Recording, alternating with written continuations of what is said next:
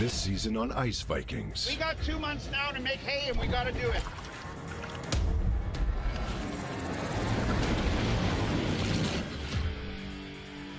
It's these months that really prove what you are. Not only am I going to go broke, I'm going to get kicked off the lake now.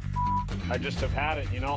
Hemorrhaged all this money on sleds. It's cold, of course. Whose idea was this? You could have minus 40 in March or rain showers. Jesus Christ. My face is too frozen. You're stuck smiling all day, but it's fake. Breaks naturally. Are you kidding? I blew a rim and tire. God. Man, it's not even funny.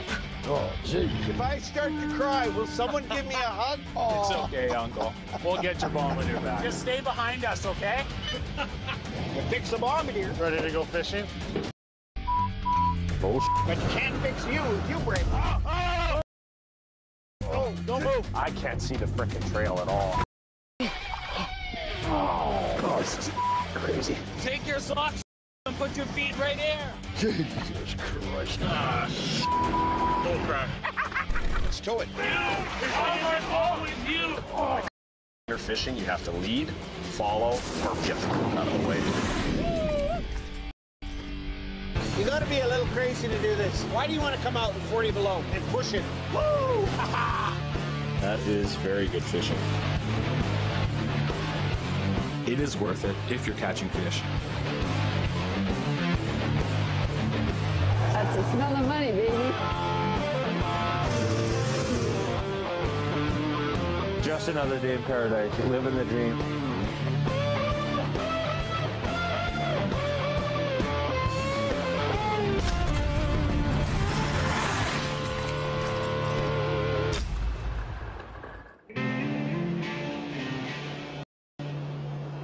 I could go closer. Things have changed quite a bit. It's probably the one day I'll be working with my dad this winter. Planning a successful fishing season on Lake Winnipeg is a balancing act for the 3 generations of the Christensen family. We're pretty much going out to check and see what's outside of Gimli. It's basically just a day to feel things out. Probably nobody better to go with right now than my dad.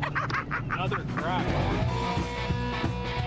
Okay, this is going to be the worst or the best. First time we lifted a net together all winter. It's cold as balls right now, but I'm glad we went. I'm going to put them in a tub. Tell you what I think. You got enough fish after 4 nights that if you leave them long enough, you're going to have 2-3 tubs of fish. So this is a place to be. One of the advantages I have is that I do have my dad and my grandfather and kind of help me in the business. And if you're stuck and your dad is there, tell him. Oh, yeah.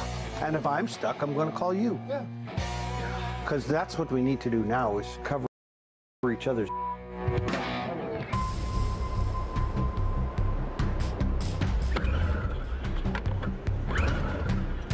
going to pull back. Like that. Right now I'm scrambling a lot. I'm very scatterbrained. There's a lot going on, and I'm kind of rushing to get out there.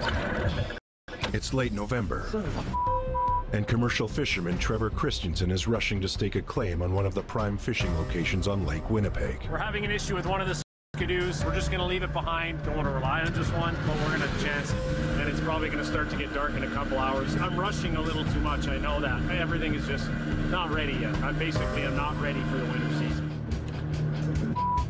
Me and Riley, we're going to try and get a net set, see how it goes. I want to be as light as possible. I really don't want to be bringing a huge, heavy sled with me. I need a shovel. Don't have everything ready yet. I'm still eager to go, and I guess that's part of the problem. Winter fishing is a multi-million-dollar business on the lake, so being first on the ice goes well beyond bragging rights. Not 100% ready, but we're going to do it anyway. Trevor and crew member Riley Erickson must pass through a marsh in order to reach the expanse of the South Basin.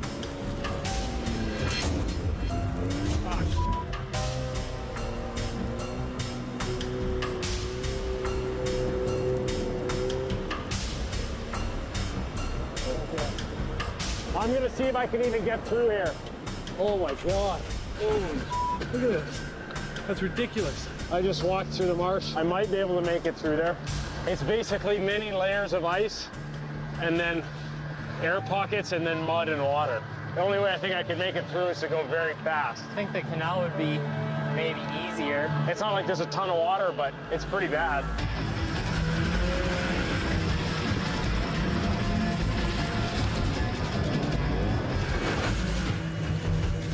escaping the marsh is just the first part of the journey. I'm pretty surprised I made it through that. Oh my God. We're not even even remotely close to where we want to be yet. The more dangerous travel lies ahead, where the unpredictable first ice gives way to open water. The sled behind the snow machine keeps coming loose. Another sign of poor preparation.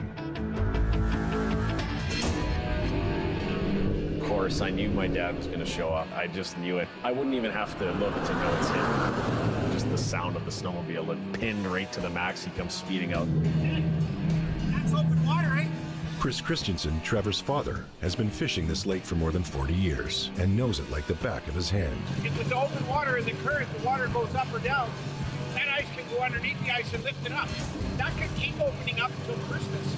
It's going to be dark in an hour. It's no place to be around. Who's going to come out to find you if that breaks? Someone's going to walk the shore in the dark? Nothing's going to freeze quickly. It's going to work in stages. I know there's ice here. There's ice till there's no ice, right? The lake is alive right now because there's so much open lake. I don't care, but I do. If I were you guys, I'd wait till the morning. I don't like doing stuff at night. Things happen at night. Yeah, but not there. I'm going there. Right to the point. The most current is on that point. Not on the point, I'm going inside of it. Push your luck in the morning. Don't ask for trouble in the afternoon. If it's cloudy, we're going to lose the daylight quick. We still got another good hour and a half. I don't know if I like it. I mean, it was about 4 inches. There's quite a bit of ice. You want to go ahead? You're the boss. I'm too afraid to go farther out. Oh yeah, there's way less ice. It wouldn't be fun to fall in. With open water less than 100 meters away and daylight fading, Trevor has one shot to get this right. Give it a good one, Riley. I want to see how this thing goes. Trevor's goal today is to use his new jigger and set his first net of the season. The jigger glides underneath the ice. Attaching to it is a rope that will run from one hole to the next. The pulling motion of the rope propels the board forward.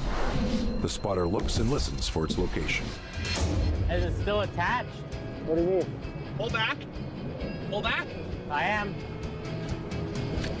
Oh, God.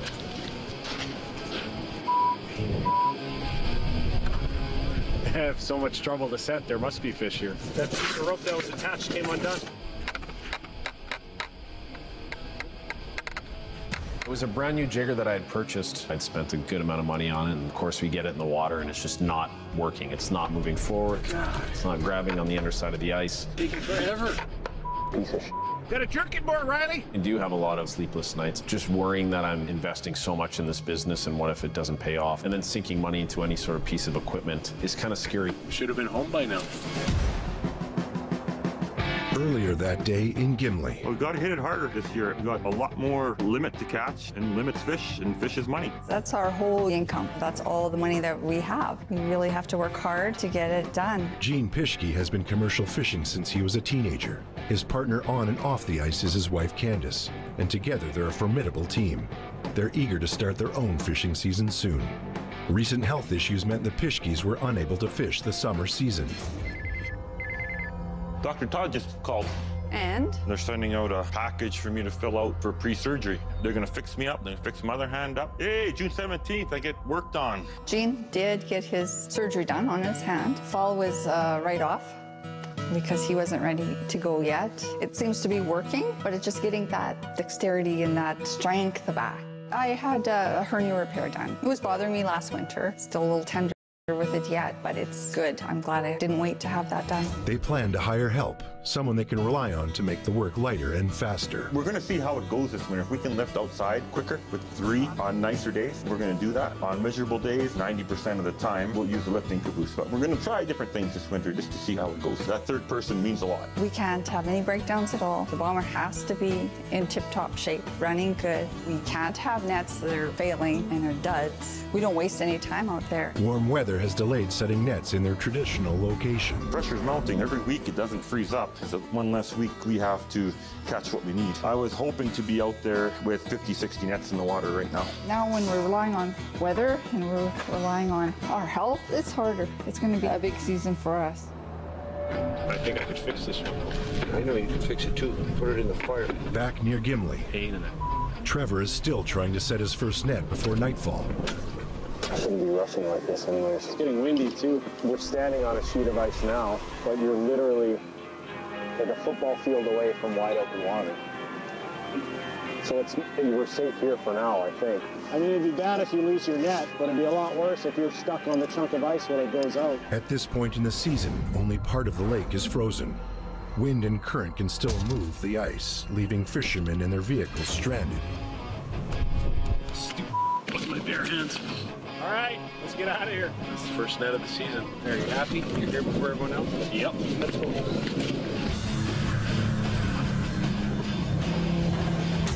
The hitch attaching the sled to the snow machine continues to fail. Oh, for sakes. What? What's that? I need a washer in there, because this is not big enough. That just keeps falling through. That's the stupid thing. Are you going to take the canal on the way back? After troubles making it through the marsh on the way out, Trevor decides on a different way home. All right, ready to go.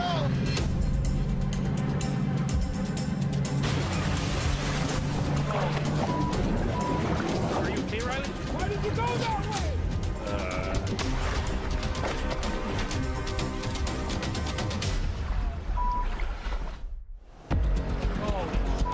Let's save that sleigh.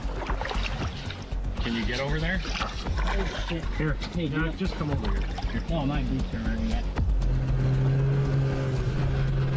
We sunk the sled. No? Why did you go that way? Because I couldn't make it through the marsh. Your grandpa.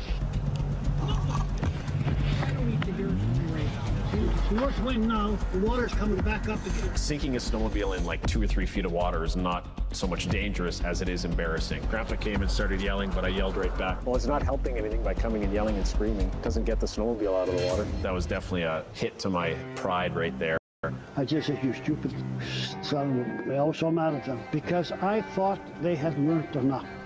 You must learn to read the ice. He's upset because the snowmobile is in the water. I'm here to get the snowmobile out.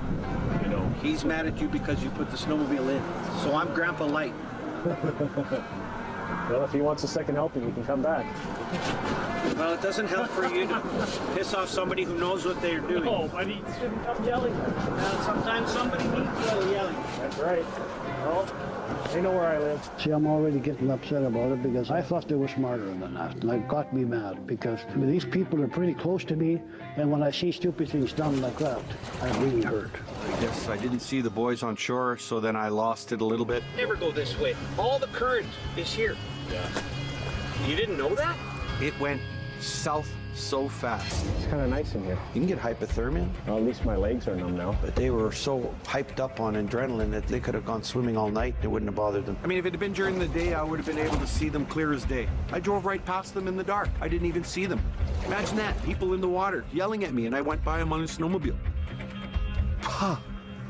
We came back down the canal because I didn't want to go through all the bull rushes again.